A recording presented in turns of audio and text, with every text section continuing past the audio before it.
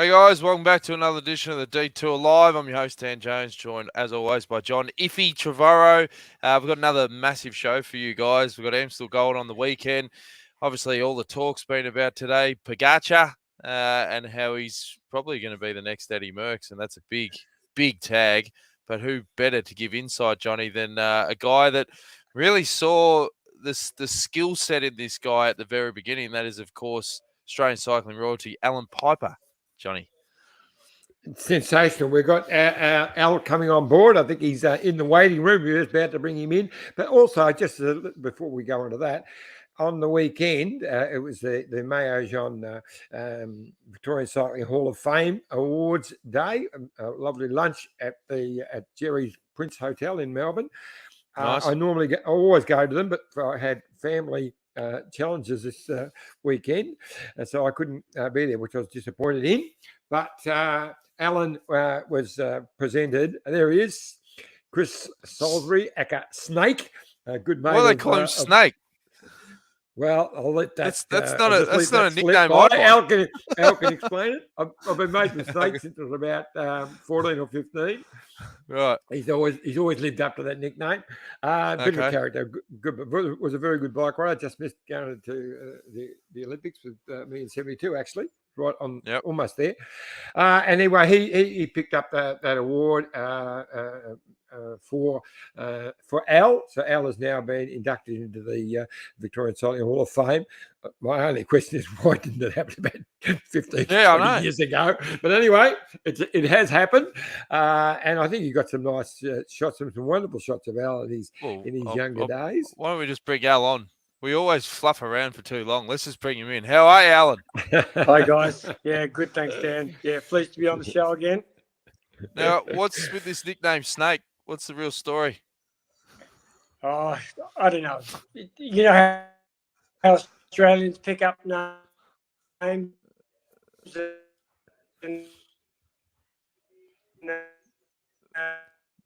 Oh, no. We've got problems with your Wi-Fi, Allan. You're cutting in and out. Oh, no. He was just about to explain the whole reason why we call him Snake. Yeah, do you want to try your Wi-Fi connection again, Allan? I don't know what's going on, mate. Must be the service in Belgium. Give us a second. Okay, give us a second. I'll have a look. Right, mate. We'll give Allan time in the Wi-Fi Sydney. Well, what are you doing? There were some great shots of Al from a little kid. Okay. Yeah, that's great. These early days. Yeah, it's a 15-year-old, I think, or 14-year-old racing. Alexandra is where he lived for a while. Lived down Gippsland, Alexandra, Geelong. That Wi-Fi is better now, I think, Allan. Can you hear us? Very good. All right, perfect. We're just going through some of the photos that we plucked out from the Victorian Hall of Fame. We've got a great one here. When was this? Late 70s with Phil Anderson. Yeah, 1979 or 1980, something like that. Yeah. There's some really good shots in there too, actually. They showed these as a little combination. This is the last win before I think you went over to Europe. I think I saw in the description or one of the last few wins. Around about 1980, I think. Yeah. But there was one criticism. The best photo they got of your Peugeot days was this one. So, with Yatesy. Sure. With Yatesy. Yeah. That's my old mate Yatesy, that's for sure. Yatesy looks like something off Miami Vice with those Ray-Bans.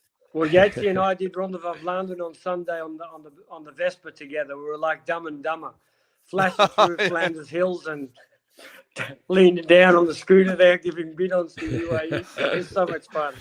Oh, that would have been awesome. Yeah, I mean, what was the vibe like? We had a chat with who did we speak to on Monday? Scotty Sunderland. Yeah, about the weekend, and you could just tell he was so rapt to have like the crowds back and like the true Flanders, back in action. It must have been a pretty big buzz on the ground there. Yeah, it was pretty amazing actually, and probably the first time in 20 years I haven't been inside the race itself with a team. So even though I got a pass and a sticker that we could ride our scooter around, but so I was more or less one of the punters, going from place to place, and that was really a buzz and great fun. The atmosphere was enormous. Yeah, just every climb I went to, masses of people was really like the old days. Maybe even more. Yeah, Well, that's the great. question I was going to throw at you, Al, because the Tour of Flanders has always been a huge race. It's always been, Belgium's form of the Melbourne Cup, maybe even bigger to the Belgians and what the Melbourne Cup is to us. That's how huge it is. But the changes from your days, you rode quite a few rondas, and it was a great race for you. You always stepped up for the ronda. But the changes in the race between your day to now, what would you say significantly has changed? Well, firstly, the big change is that it's not point to point anymore. They more or less do some laps in the final in the Flemish Ardennes. And in my day, we started in Bruges. We went to the coast or towards the coast, looped back, and we had a more or less, I won't say a straight run into Ninove where the finish was, Meerbeek. But I think that the design of the race now, going over Patersburg 2 times and Quaremont 3 times, has led to a more consistent hardness of the race, just a different style of race than going over one climb after another in a straight trajectory with the wind in the same direction, more or less, in the final. Now, talking about the final, you must have been pretty excited for Pogacar's chances there. Obviously, just got chopped out in the sprint.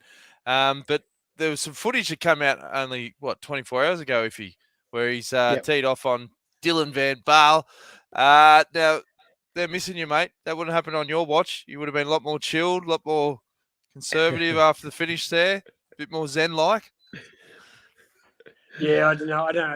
You can never put yourself in someone else's position. I unfortunately never got to win the Ronde van Vlaanderen as a rider or a DS, which was, and it was my favourite race. But it looks like they're having a little bit of an altercation here as well. Well, back in Iffy's day, he sorted that out with a Hayfield handshake. If the sprint didn't go Dumps down, and I would have been having a punch up by now. But it was great, actually. To me, it just showed he is human. I mean, we've seen this amazing young man who's so cool and calm, but he really wanted this. I mean, one of the most amazing first up rides in Flanders of all time. He just set the race alight. Everything about it was brilliant, except he stuffed up the finish. He should have headed out 100 metres earlier and just gone bang, big gear as hard as he could and seen what happened. But he was frustrated because, he knew he'd stuffed it up himself. I don't think Van Baal did anything wrong, but he was just angry. First thoughts were, I couldn't get past him. He closed me. He chopped me a little bit. He went past. But I thought great to see that human side of him come out. Yeah, I get that. He told me he didn't want to finish second. He only wanted to win the race. And there's something to be said, for having somebody in the couch watching on a direct line with the directors, because a lot of times in these big races, the last 5 kilometers cuts out and you get no television screen. So you can't give them any instructions on what you're seeing. And by having somebody at home in the couch who is relaxed and who is seeing everything that's happening on a direct telephone line with the DS in the car, who could give him a message about, you need to start, they're coming, they need to go, he needs to go. Something like that, is really critical. I remember a few years ago in Ghent-Wevelgem, I was in the car with Fabio Baldato. We had Valerio Peiper at home, and there was a dust storm going through the white streets in Ghent-Wevelgem, and we couldn't see where the riders were. Our television dropped out. Fabio called to Valerio, and immediately Valerio said, they have to ride, there's a break on. And as soon as he heard that, Fabio said in the radio, you have to start riding. So, it can be that critical. And, that armchair coach is, in this situation, you see that it could really have helped, because I know Fabio's television dropped out in the last couple of kilometres on Sunday. Yeah. Well, I was yelling at him from about 50 metres before they got caught. I said, go now, go now, go now. And he didn't listen. Hey, listen, I've got to tell you one little story. I did 5 or 6 points with Sean Yates on Sunday, where we were giving bidons up at the side of the road.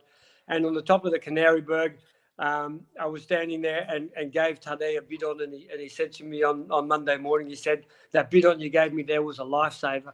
And the funny thing is, as long as I've been around cycling, you know, in the cars, being a pro bike rider, you know, it's amazing how you can still get a buzz from something like snapping off a bidden to a guy like Tadej, you know, 50 or 60 kilometers from the finish, and have him take it, you know, let alone being a lifesaver. And I think, you know, that was a sort of a highlight of my day, and sort of shows the sort of guy that Tadej is, that he's appreciative of everybody.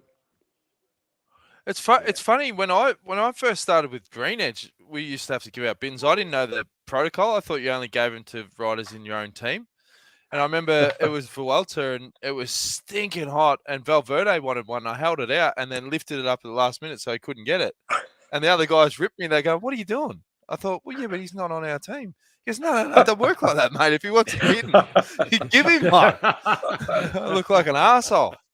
I didn't know that. Like, you know. Mark Minther. That's what Mark Minther did on the tour. Well, we've got another guest who knows you quite well, Alan. That, of course, is Australian cycling journalistic, and he's an author. He's royalty. That's Rupert Guinness. Joins us live. How are you, Rupert? Hey, Jonesy. Hi, Effie. G'day, Al. I'm pretty good, Rupert. thanks. Yeah, thanks for having me on. No It's worries, such esteemed mate. company. Gosh. Oh, mate. We brought you in for the A-class edition of the Detour, mate. No dramas at all. You're looking fit. How's your training going? When are you doing your next epic adventure? Oh, look, I've just come back from a pretty hard block of training, like 1,800 kilometres in 7.5 days, which began the first day and a half was, well, the first 24 hours was a 24-hour race I did in Tailem Bend in South Australia. And then straight after that, you know, most people would have a rest after a 24-hour race, but we continued on for the next 6 days and rode from Tailem Bend through Victoria, and then finished up at the top of Falls Creek on Saturday night at about 9:30 with howling wind and rain. And funnily enough, got through the whole 7.5 days, not one puncture, no crashes. And then the very last pedal stroke at the top of Falls Creek in the dark and the rain and the wind, I got blown over by a bloody gust of wind, and next thing I'm flat on my back like an upside down turtle, asking for the crew chief to come and help me. He thought I was taking the piss. He thought I was joking. I said, "No, mate." I'm saying, "The rate, I'm down. I'm upside down now, and I'm still clipped into these pedals." So anyway, so that was a good week of training. So I'm on a recovery week now, and I'll head over to the US on June 1 for some altitude training in Boulder, and then head to California for the start of Race Across America on June 14. Wow. June 14. Okay, great. Now, just I did a little Facebook thing before, and I said that you were coming on, Rupert, and I said you're probably Australia's most respected cycling journalist, and I mean that. No, I mean that. But in the early days, when you were working with Winning, and I remember Al, I'm pretty sure you were writing some stuff for Winning. Was Rupert your editor back in those days? That's right. Rupert was my editor. Yeah, I was still writing then when I started to write for Winning magazine, but we were already good friends way back then in the 80s. Yeah. I remember. It's funny, you know, you're talking about Tour of Flanders, and my first Tour of Flanders was in 1987, and I remember standing there at the finish at Meerbecker, and I only just arrived like several days before from Australia, and I didn't understand what the hell had just happened. I'd followed the race in a press car, and you know, turning left and right up these bergs down into winds. This is in the press car, but my mind was completely bamboozled, and I went to the finish line, and then I remember Phil Anderson. He didn't have a great race on that one, and everyone knows how much Phil Anderson and now would testify this, you know, what Tour of Flanders meant to him, and he came second twice, and Phil was just sort of out of breath and really just didn't want to talk then, I remember, and he said, "I don't know, just go and ask Allan. The team's up at his house up the road." So I just meandered up the road, and there was a house with Panasonic cars in there, and I just wandered in, and and Al, to his credit, he just came in and sat me down in the kitchen. We had coffee and biscuits. He just told me what had just happened, which I had no idea. Meanwhile, Peter Post was he'd taken over the house, and he was, you know, I remember the other teammates were sort of getting changed and showered, sitting in the living room. Obviously, it wasn't a good day at the office for the team. And I remember Peter Post, and now would testify that he has an imposing personality, put it this way. And it was his house for that time. and he was just saying "God for Domo," he was pretty pissed off how the day turned out. But Al was just there calmly, just trying to educate this young naive journo who didn't know anything of what had happened and give me some semblance of an understanding. And he did it really well, and not that I came out of it like with a masterclass degree in bike knowledge, but he helped me certainly get a very good understanding. And, our friendship, obviously as a journo, I thought, well, Al's a good guy at explaining stuff, for background as well.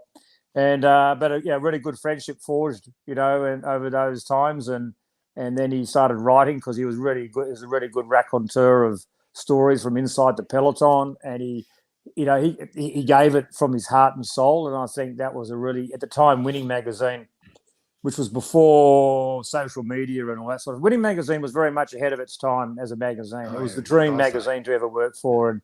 And here in Oz, it would come out 6 months late, but it was still, you would read it in Australia and you'd read every single word of, the detailed reports of the crosswinds and the early morning fog that hang over Flanders and the sort of, the glow of a sunset over Flanders. And, because it was very descriptive of how you had to write it because you didn't have live TV here. You didn't have social media giving updates or photos. You really had to write and describe the conditions and the environment where you're at. And with Alan's added insight from within the peloton, you were able to really provide some great, I think at the time, some great coverage. And obviously at the end of the day, Al was very good at it. So it's better for him to write his pieces. And the traction of his pieces, was immediate, absolutely immediate. And, his book, The Peiper's Tale, is still a book I'd recommend for people to still read today. Fantastic. Because, anyway, so that's it really from that start of Al and I. I can remember. I just whack one in here because I think, Al, you're just a brilliant storyteller. That's what you are. That's what you do. And I can remember when you first started writing with Winning, I was reading one story, and I think it was Tour of Flanders, and the Panasonic team had just come on to using the STI, and you were being the old traditionalist, didn't want to go on to it. And I think it might have been over the Mur, right near your home. And there was a group up the road. Phil Anderson was chasing it, and you were chasing Phil. And in the 3 gear changes, he just got a little bit on you on each of the 3 gear changes. He got on, and you didn't. And the next week, you had the STI. But the way you wrote that, you put me in the race, and you did that all the time. You were great at not just telling a story of the bike race and putting the person in there. And that's a talent. It's a real talent.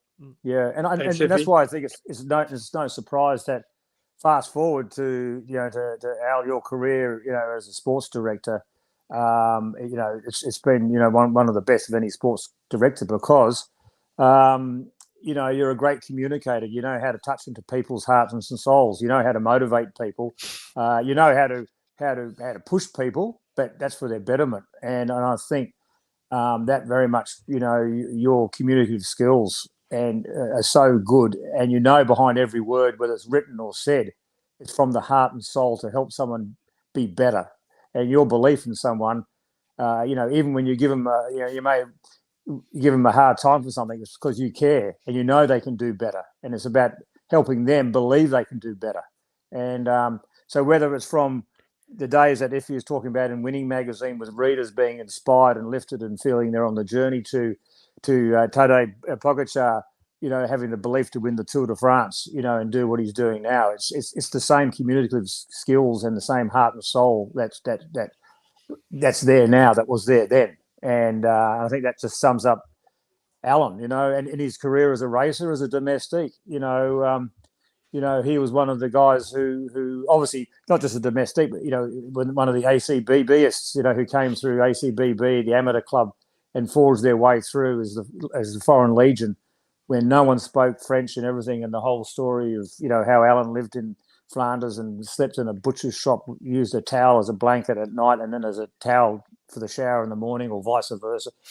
Those stories, they're not just folklore as in made up stories; they're real. But these people, with Al and the other people, they've broke down barriers for the generations to come, and they shouldn't be forgotten. They've got to be retold. They have to be retold because we all need reminders in life of people who do it the hard way, because in today's society where we get so much stuff given to us, it's just there in the click of a computer.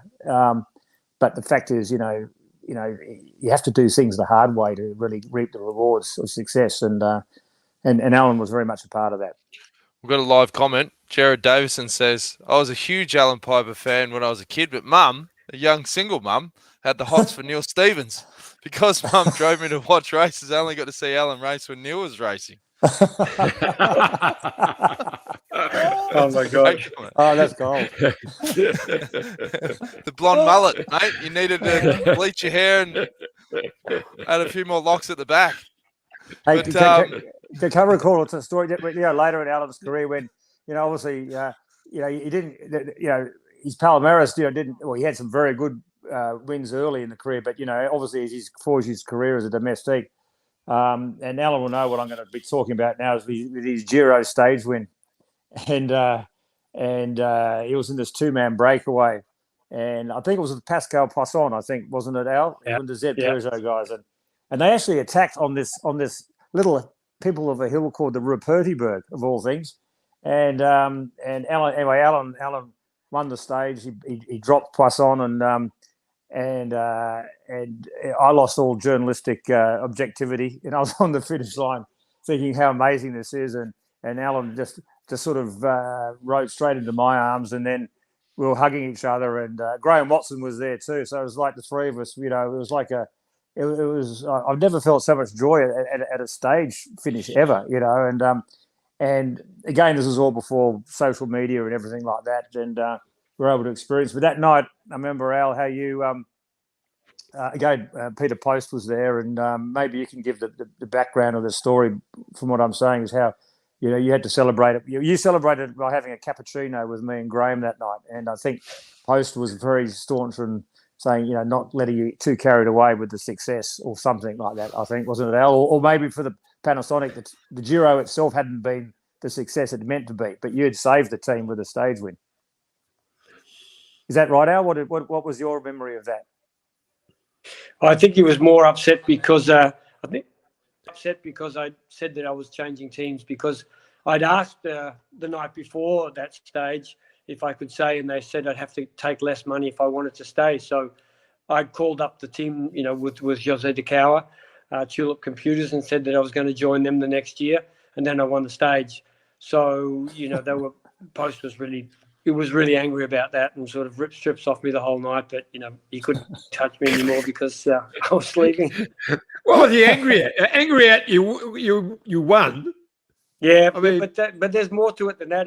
There's politics as well, When I was 1 year in the Ronde van Vlaanderen, I was 7th.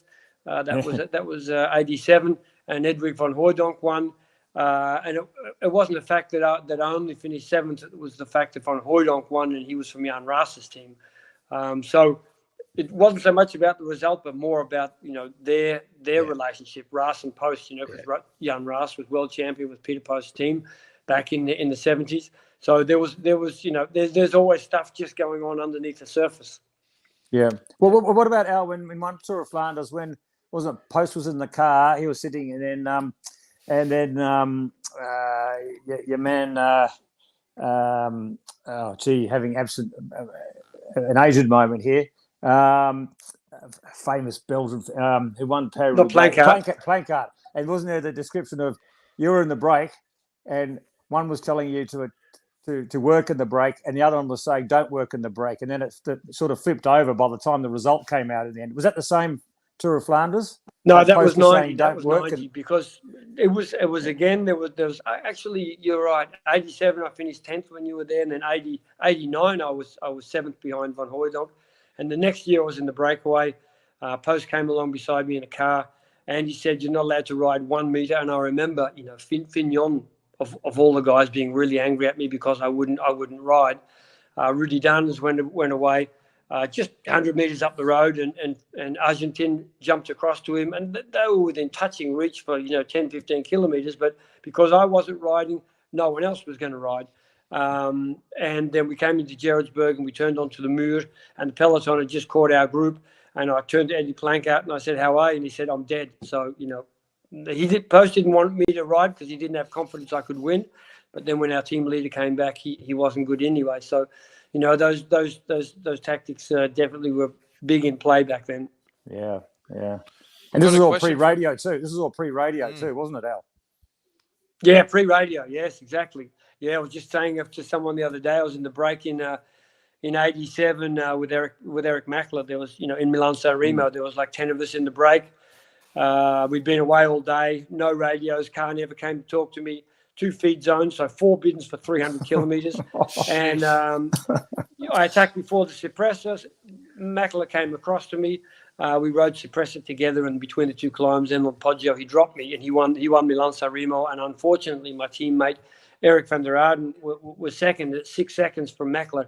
But I got the blame because Eric was second and I shouldn't have attacked and blah, blah, blah.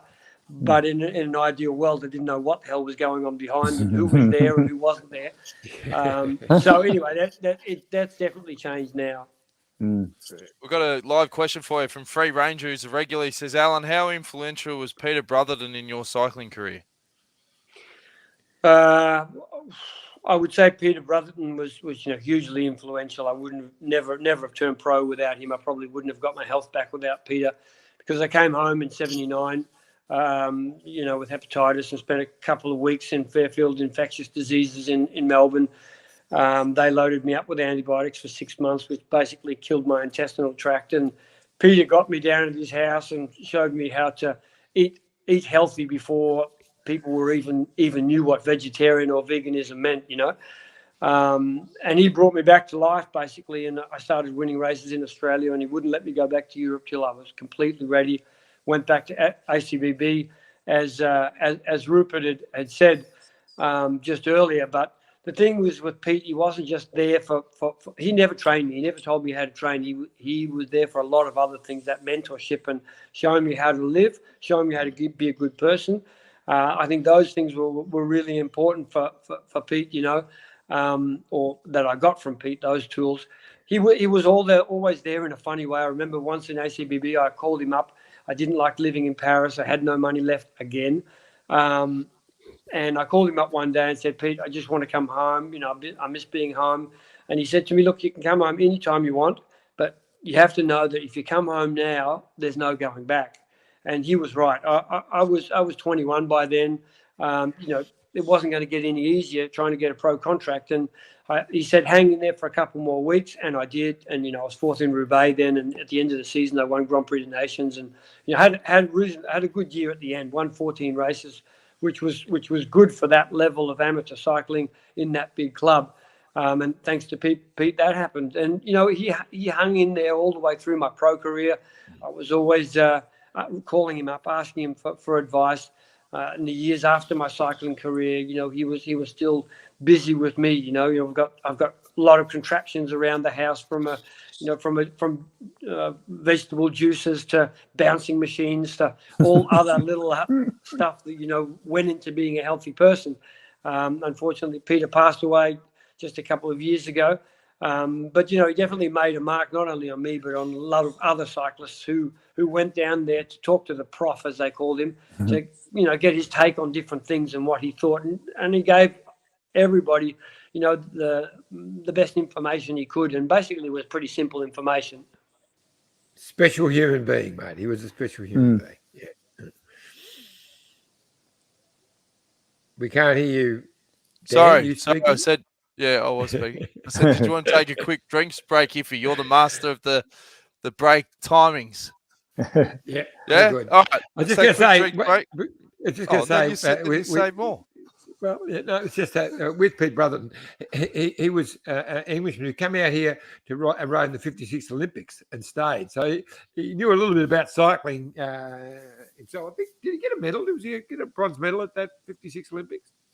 No, he had two second places at World Championships in the pursuit, but I don't think he placed in Olympics in Melbourne. No. Okay. Hey, Al, can I ask a question, Al? You obviously mentioned Laurent Fignon earlier.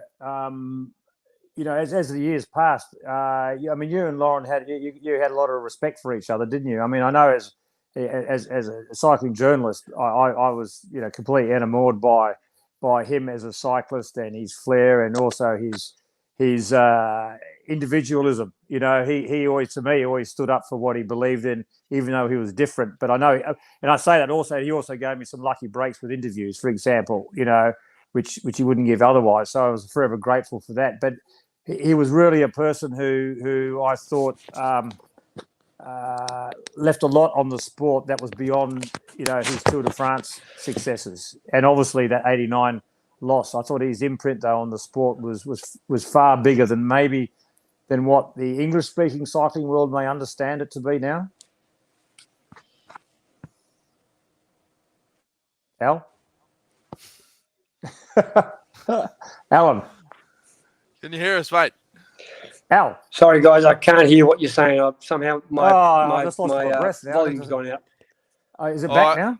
Why don't we take a quick break? We're going to get back to that question. And then, Al, if you want to retest your link, you can click out and click again. And we're going to get that sorted. We're going to talk about Laurent Fignon after the break with Rupert and Allan. Stay tuned. Look at this bike. You think it's just a bike, right? But it's not. It's a bike. 374 people are looking at. This guy, this girl, them, all looking at it.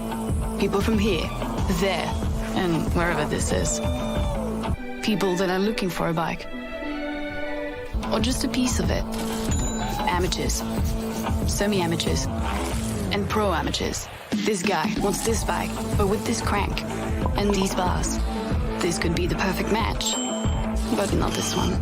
This girl has a bike to sell, and thousands of people might purchase it. Eyes on Bikes help grow small businesses. His, hers, yours, and the latest data and insights help those businesses keep moving. We are the world's #1 bike marketplace, with over 500,000 products and 900 brands, where buyers and sellers are brought together in a place where a bike is never just a bike. Bike Exchange, where the world buys, sells, learns, and rides.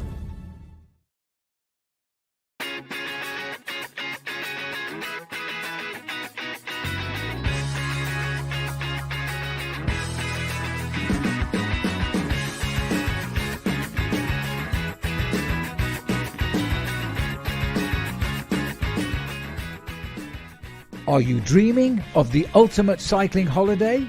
Mumu Cycling is the best in the business. Official tour operators for all Grand Tours and monuments, you will ride the best climbs, enjoy VIP access and race viewing, all hosted by some of the world's best pros, including 17-time Tour de France rider and Paris-Roubaix champion Stuart O'Grady. Start planning your ultimate holiday at www.mumucycling.com.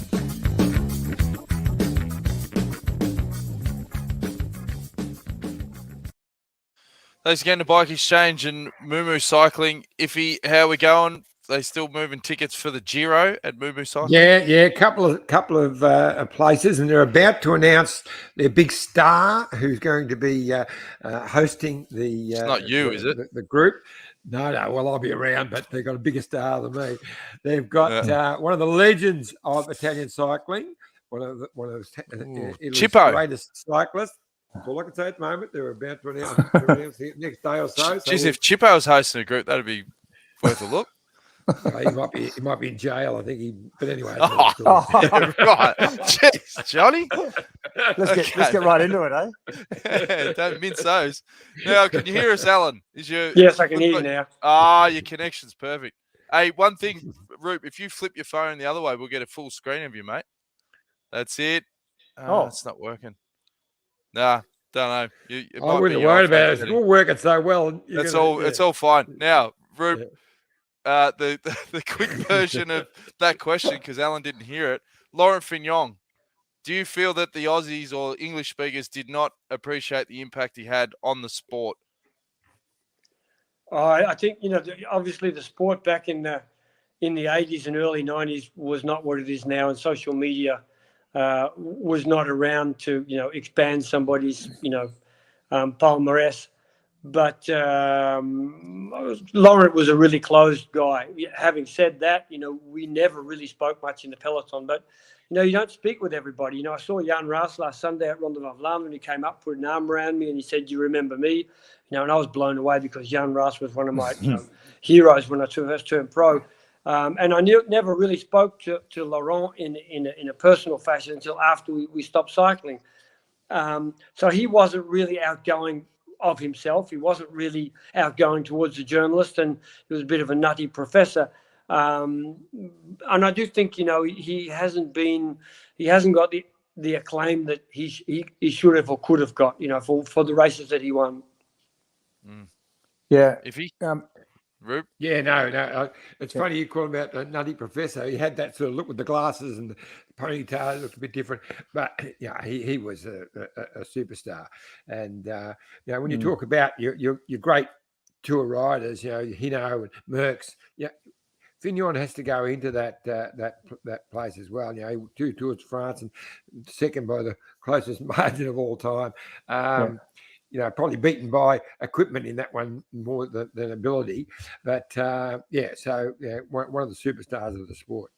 I think I was saying earlier, before, in my long-winded question to Al, I was just recalling, though, how, one of the, I was completely, as I said, enamored by his sort of class on the bike and also the mystique about his personality and him, as you're saying, being the nutty professor, the Parisian with the ponytail, et cetera, And but I remember how I always got attracted to try and do an interview with him, and then he ended up actually giving me several interviews, and I think at the time the first one was like a sit down in the car. This is all pre-buses and stuff, and at that time I spoke enough French then to be able to do interviews, and he and I have no doubt he was using me probably as a tool against other. He wasn't talking to the French journalists or the European journalists. It was at the Tour of Switzerland.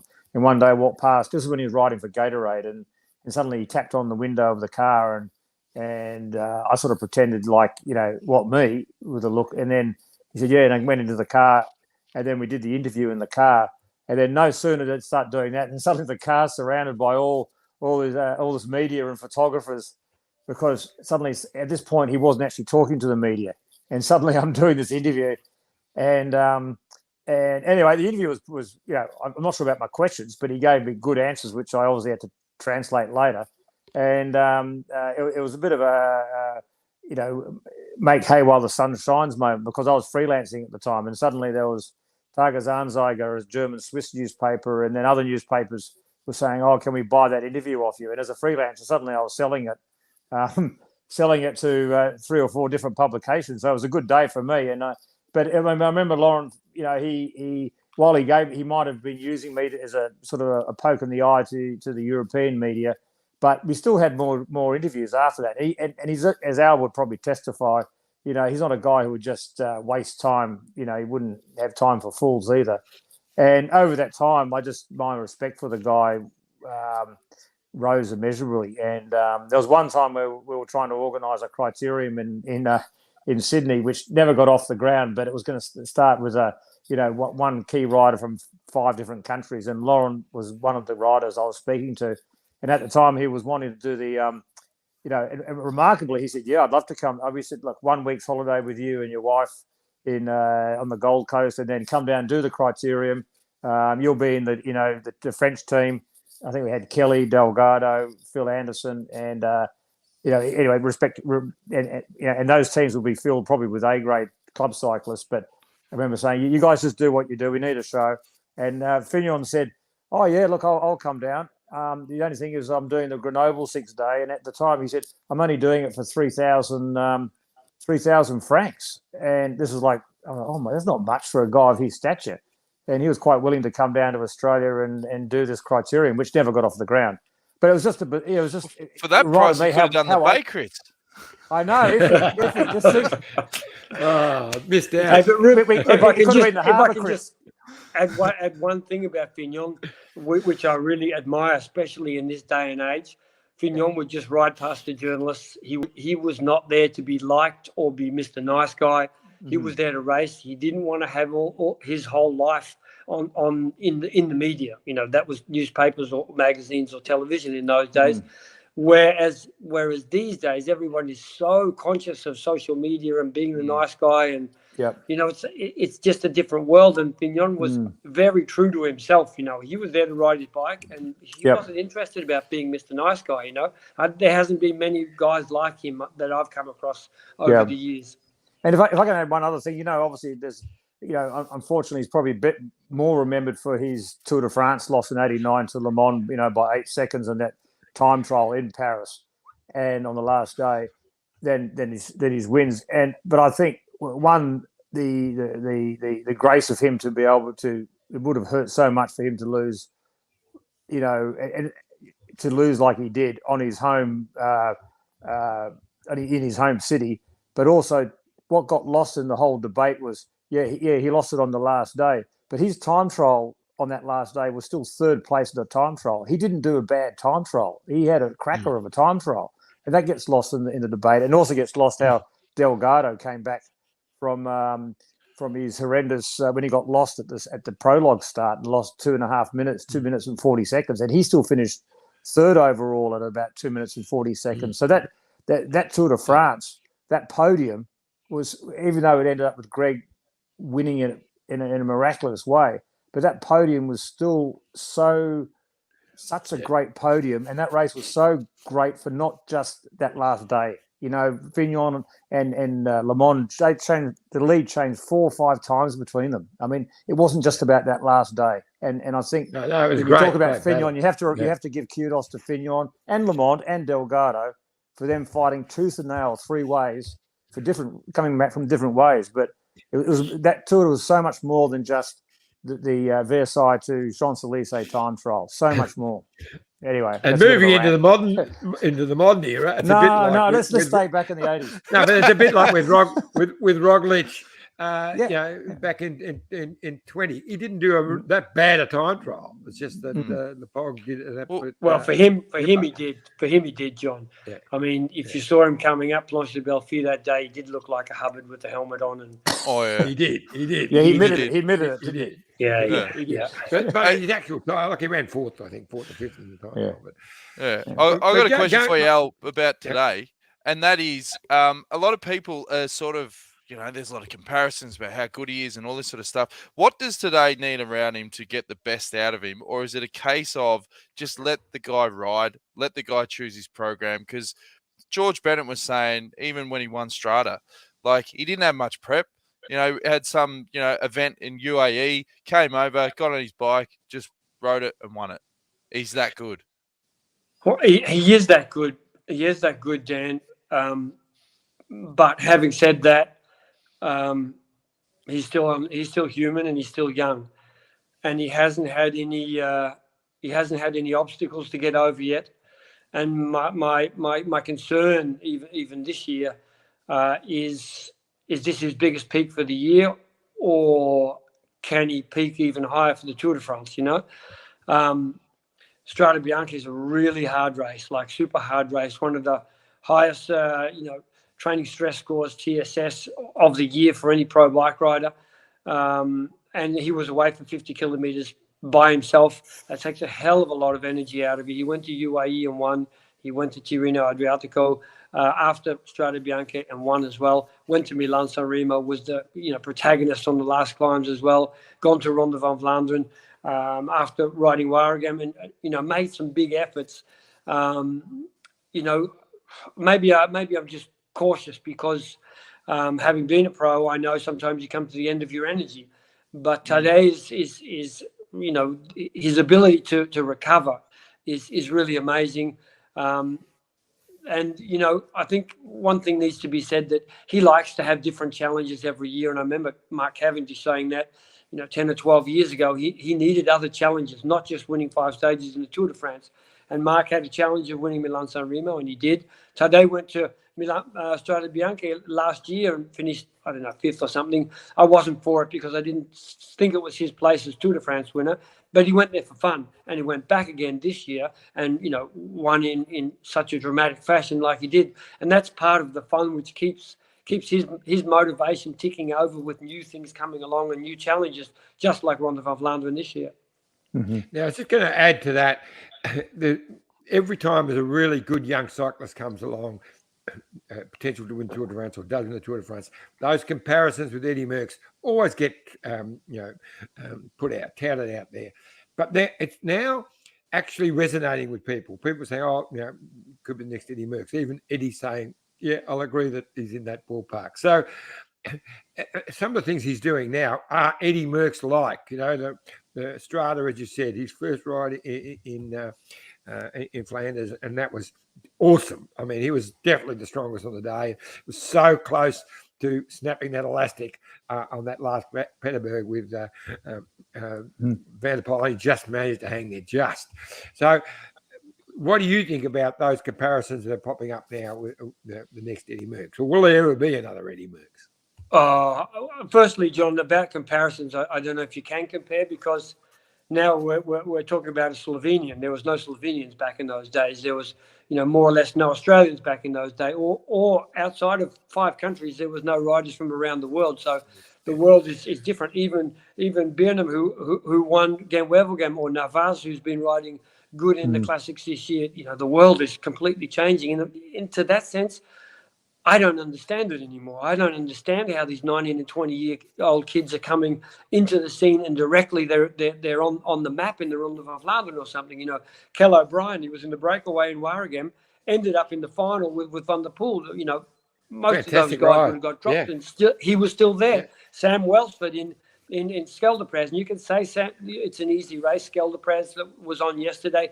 They did 200 kilometers in 4 hours with a 50 kilometer an hour average. 13 guys away from the start in the rain with the whole peloton chasing, and Sam was third in the race. I mean, how the hell does that happen? I mean, what's going on in the world? Because I don't understand it anymore. The paradigms have changed for young riders and how good they're going to be, which is exciting at the same time, but it's definitely gone away from the old days of the old paradigm anyway. Interesting. You just mentioned Sam Welsford because it was a great ride. Cut off that guest. Sorry, No, mate. it's all right. But there was the time. I told him to get ready for that. But Sam Welsford, red hot.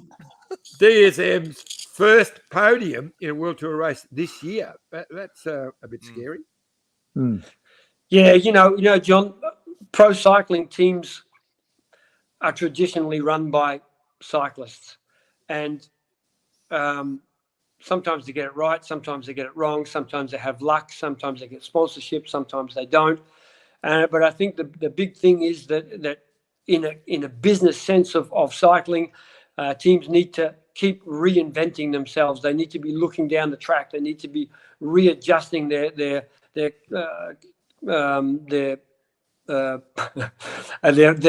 key indicators.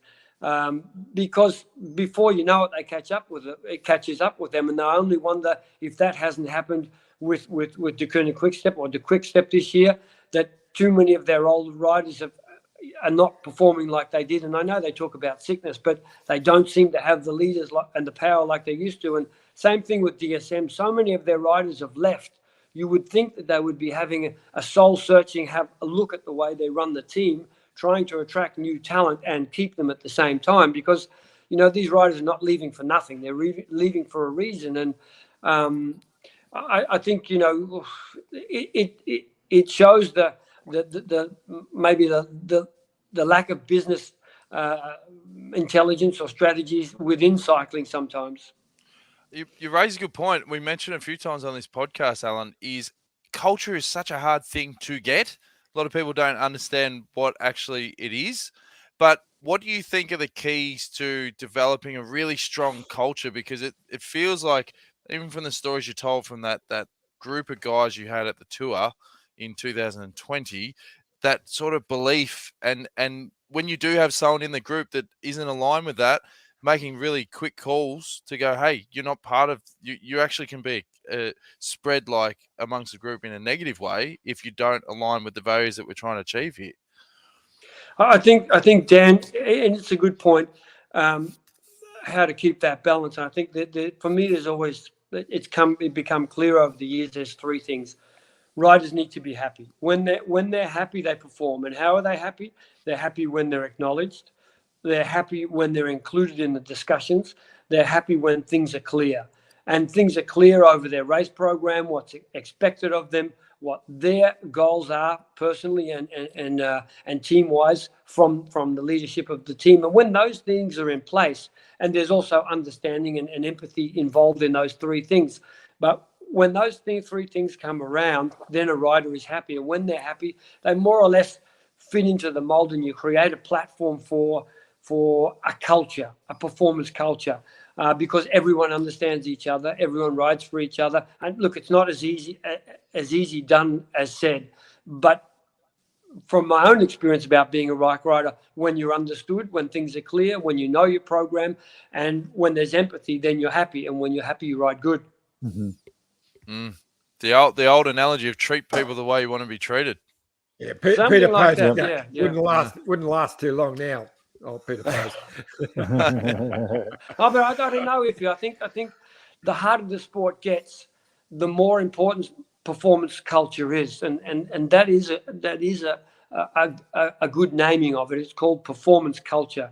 The more empathy there is, the more understanding of riders, the more openness there is, the clearer goals and race programs are, and why things are like they are.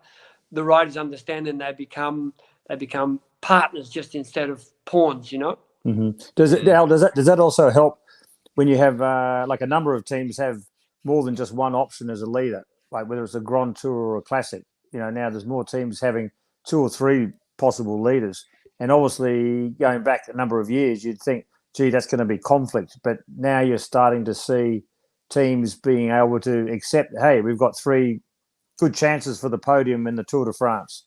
Okay, they say that the road sorts it out, which is a bit of a cliche, but you still have to get through that psychological understanding of the riders to believe that as well. You know, like if they do fall out of the frame for GC, I'm going to have to work for someone else.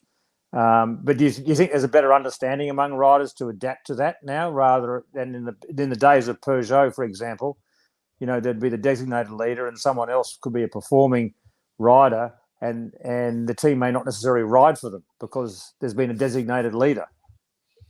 Yeah, I think the sport has evolved so far that, you know, as was just said, teams are getting so strong. You know, like with Ineos, you can have a rider like Kwiatkowski riding around for €3.5 million who doesn't win a race anymore, but he's the type of lieutenant who can be there till the last climb, intelligent enough to know what he has to do, and he's critical in those phases, but you still need the leader to finish it off. But coming back to teams with multiple leaders, I think what comes down to good management is clarity, is being clear on the objective. And you might not be right, but like Peter Post said, you know, way back in the 80s, he said the only bad decision is not making a decision. And if you leave it open, like let's see on the road who the best rider is, then you create conflict already. If you've done your business background work and you've been creating your, let's say, boardroom setting, you're going into a boardroom where you're going to do a management meeting, you've done meetings prior with each individual member, you've talked about them, about their role, their possible role, the expectations, the possibilities, and that's all clear before final selection comes out. And you're going to say, this guy is our clear leader, and these 2 guys are our protected riders, they're going to be his lieutenants. And I think when you do that, if there is a situation where the leader's not where he should be, that you can easily adapt your game plan, you know. But when things are not clear, riders are not sure what their role is, and the gate is still open, you know, then anything can happen. So that's almost like saying, you know, if you're talking to Pogacar or Roglic, who believe they're going to be leaders, but you say, what's the real priority is that the team wins the Tour de France, or the team wins the Giro, or makes the podium, you know. So there is a possibility that a superstar leader may not necessarily be the team leader at the end, but they get time to understand that possibility so they can adapt if that change does happen, or if that need for change happens. Well, that could be one way of looking at it, but I wouldn't put the team there. I'd take this back to individuals because they're leaders. last year, there was a lot of talk about the leadership at Ineos, and you had, 2 or 3 leaders who all had the possibility of winning the Tour, but there was no clear definition of who their real leader was, and that leads to confusion, who waits for who, when, what happens, I think that's more important. If they just hadn't said, okay, Thomas is our leader, and behind the scenes there was discussions about, well, if he's not up to the level, then this is what will happen. I mean, and actually, more or less, it's what happened at UAE 2 years ago when we had Fabio Aru and Pogacar was there. Management wanted to say that Aru was the leader and Pogacar was the protected rider, and they wanted to do that to take pressure away from Tadej, but it was clear for me that was never going to happen. And the behind the scenes, what was said was, both of those riders will be protected in the first week, and then we'll adjust. And after 5 days, I had to say to Aru, okay, now it's time you switch over and you become the lieutenant of Tadej, because you've lost this much time, and he's going to be in the pole position. Unfortunately, Aru didn't accept that, and he went. I was going to say, he took that 50 well. kilometers the next day and went home. So, it comes down to, and more or less that was the end of his career. But, again, they're difficult situations, and that's what management is all about, having to, traverse those difficult situations. There's a comment. Benji, he says, leadership at UAE wasn't clear during Catalonia as the decision wasn't made. And he said, I think Allan wasn't there in the car, but what went wrong at Catalonia for UAE? Benji wants answers, Allan.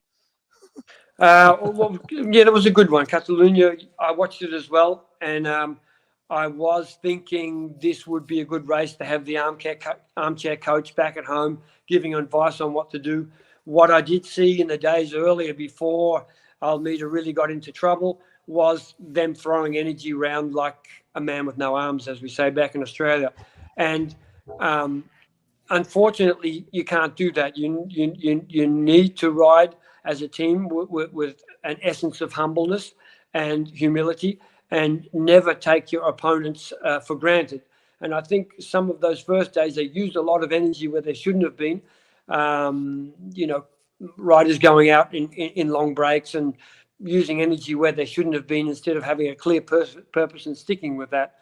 I won't go into that in too much more detail, because it is complicated in the car to get things right. But having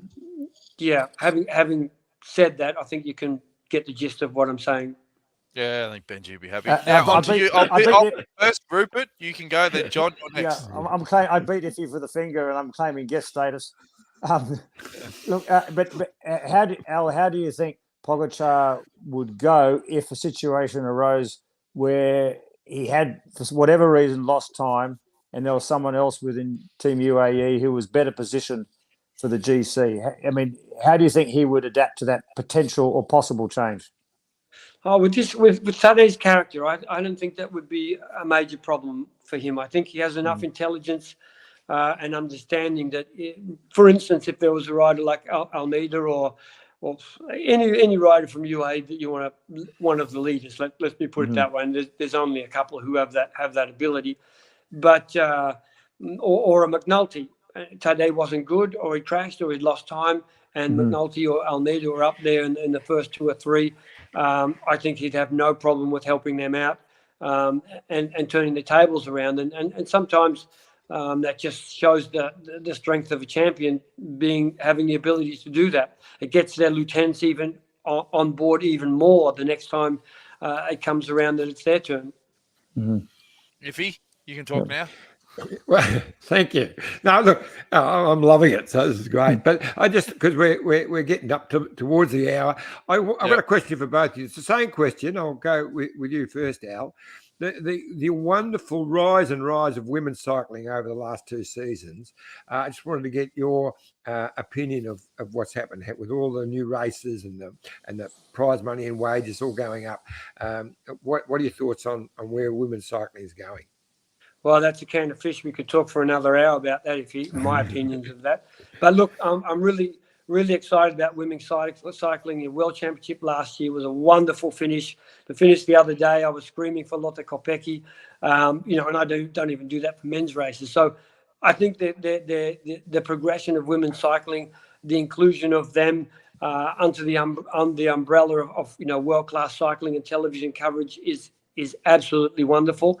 When we talk about equal prize money, I only had a discussion a few years ago with Van Garde and Brent Bookwalter about what about if the men don't get prize money, and with that prize money you put on a women's race.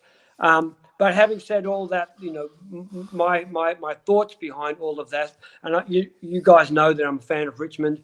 I watch AFL, and I've got AFL app, and for me, that's where cycling lost the plot.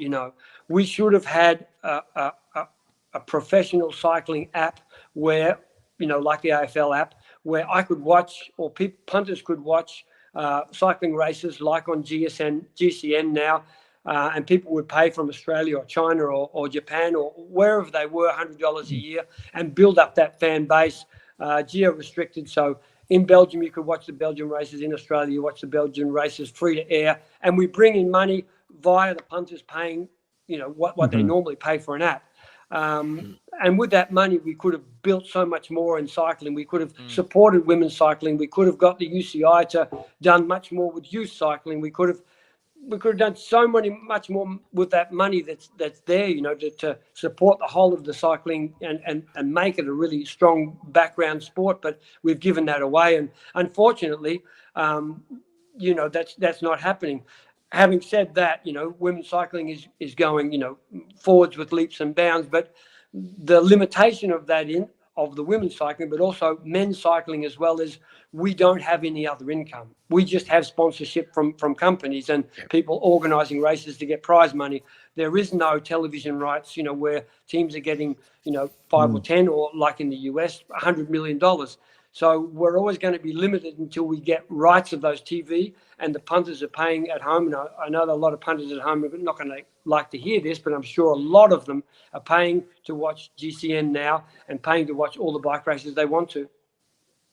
And you could split the money between the race organisers and the teams, and then to run the actual app, so you could have a three-way split. And then, you've got a more sustainable financial model. You go 40-20, and then you create stability all round, and you make it better for youth cycling, better for the UCI, better for the organisers, better for men's and women's races.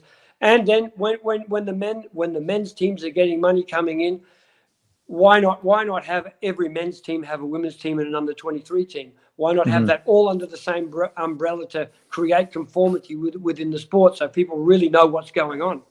Yep. I think they're developing an app in soccer here in Australia that links not just the top tier clubs, it links grassroots as well. So the Australian version of the app could link the NRS and all the other local stuff that's going on. The possibilities are endless. So well, you're dead right. They've done that.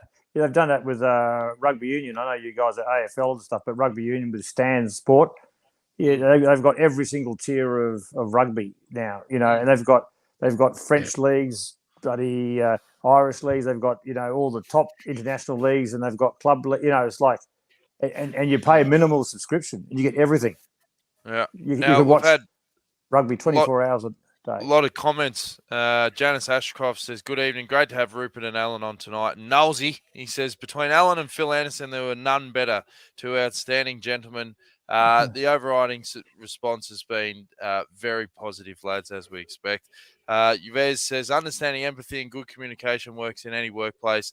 That's why all people will be loyal to a good boss." And then Knowlesy wants to know who's on the next podcast, Dan. We don't plan that far ahead, buddy. We send WhatsApp messages the night before, and we see who bites. And Benji said, Allan's a champ, so he's very happy with your response before from Catalunya. Anything you want to ask before we wrap things up? No. It was a whole stack of things I was going to ask Al, but couldn't get in because Rupert was going on so long with Fignon that I couldn't get it in. But that's all right. We love having you on, Rupert. I've got another Fignon story. No. I sent a text to Dan. Don't mention Fignon again. But I just want to say too quick. Firstly, to you, really good luck coming up with your preparation and your race across America. It should be exciting. So hopefully you can raise plenty of funds, as you always do. And to Al, I know that you've had some challenges with your health of late. You decided to take a bit of an easy year, but I hear you on the bike most days. You had to give up a ride to do the podcast with us today. But great to see you looking so well, mate. So how is your health? I've just started treatment 3 weeks ago and started the second treatment last week. And I'm just starting to feel like my energy's going, the last couple of days. So I'll be a bit like a pot plant for the next couple of months. But, if it keeps me ticking over and, I've decided that I'm not going to let it get me down this time round. I'm going to just deal with it and live with it and get on my bike every day and trying to get that fixed, for riding my bike. And, that's all you can do in life, can't you? Mate, if you ever feel the need to vent any day, come on the detour, get the one wood out, mate. We love it. We love it. Unfortunately, Al, I do have to say, your beloved Tigers are stuffed this year. You're not the grand final, mate. Yeah, well, Hawks are back. That's the main thing. So, anyway, won't see. But no, we really appreciate you guys being on the podcast. As we said, you are cycling royalty from both a writing, directing, and journalistic and an author perspective, fellas. So it's been a great chat, and there's not many podcasts where John and I can actually just sit back and watch a show. It's fantastic because we don't prepare questions. Get a bloody word in. Help the seams. But no, great to see both of you guys, and we'll be back again soon. When are we back, Johnny? Monday night, Tuesday night. No. Monday or Tuesday, yeah, one of those. Right. And don't forget to jump on youtube.com/the Detour podcast. Exactly. That's it. Thanthis again, Rupe. Thanks, Allan. See you again, guys. Thanks, everyone. All the best. Thank you for having me. Cheers. Bye-bye. No This is the winning ride of the Tour de France.